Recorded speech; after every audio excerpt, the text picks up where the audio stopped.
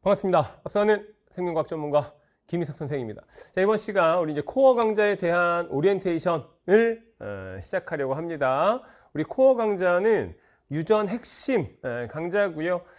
기본 개념과 심화 개념이 다 완성되어 있는 학생들이 추가적으로 우리 심화 문제들에 대한 연습을 좀 더 하기 위한 강좌다라고 보셔야 됩니다. 그러니까 어떤 기출 문제를 푸는 데 있어서 내가 조금 시간이 오래 걸리거나 아니면 이제 판단하는데 오래 걸린다. 다시 얘기해서 심화 개념들이 조금 덜 돼 있는 상태다. 그러면 이 강좌보다는 올류 베이직 심화 개념이라고 하는 강좌가 있거든요. 그쪽 강좌로 가서 다시 한번 공부하는 것을 추천하고요. 그리고 나서 기출문제 한번 빠르게 풀어보시고 이쪽 코어 강좌로 오는 걸 추천합니다. 우리는 이제 목표가 뭐야? 안정적인 1등급을 위해서 우리 공부를 하는 거고요. 다시 얘기해서 안정적으로 1등급을 만들려고 한다. 그 말은 심화 문제 당연히 맞춰야 되잖아. 근데 그 속에 어떤 얘기가 있냐면 기본 문제들을 다 맞춰줄 수 있어야 돼. 그러니까 그런 것들이 돼 있는 상태에서 심화 문제에 포커스를 맞추는 코어 강의를 하는 것이다 라고 얘기하는 거고요. 자, 이제 그러니까 수강 효과를 하기 전에 강의 구성부터 잠깐 이야기를 해야 되겠지? 강의 구성과 수강 효과에 대한 얘기를 하겠습니다. 우리가 이제 유전 핵심 강좌긴 하나 앞에서 얘기한 대로 안정적인 1등급을 받기 위해서는 비유전에 나오는 주제들도 공부를 해놔야 돼.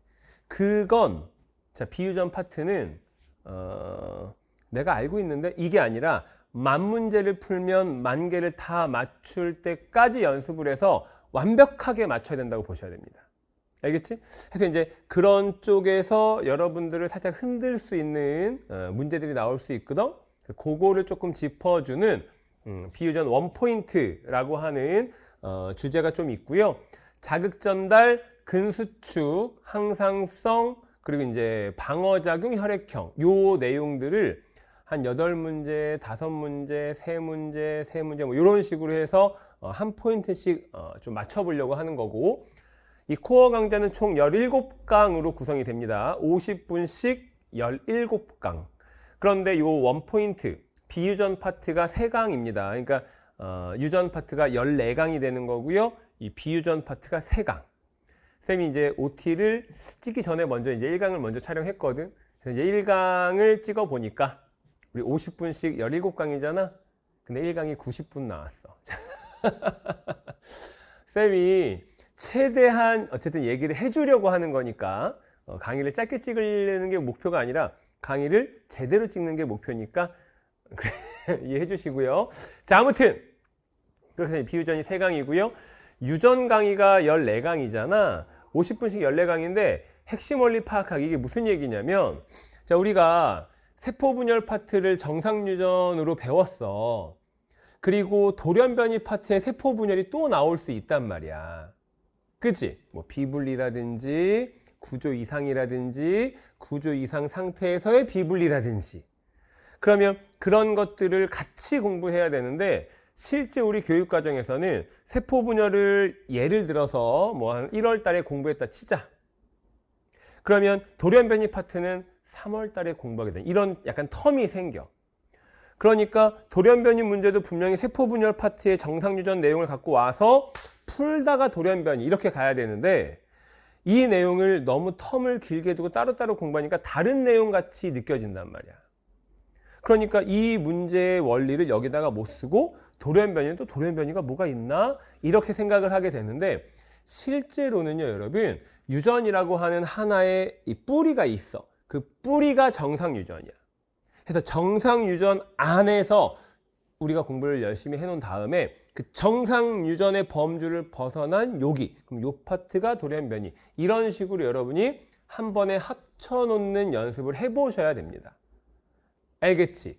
그래서 그거를 하는 강의가 코어 강의라고 보시면 되고, 이 핵심 원리를 판단을 해서 우리가 이제 돌연변이 문제를 풀 때도 있고, 핵심 원리를 판단을 해서 정상 유전을 풀 때도 있어. 이 핵심 원리 하나를 가지고 정상 문제도 풀어보고 돌연변이도 풀어보고 돌연변이 풀어보고 정상 문제 풀어보고 이런 식으로 계속 연습을 해야 된다는 얘기야.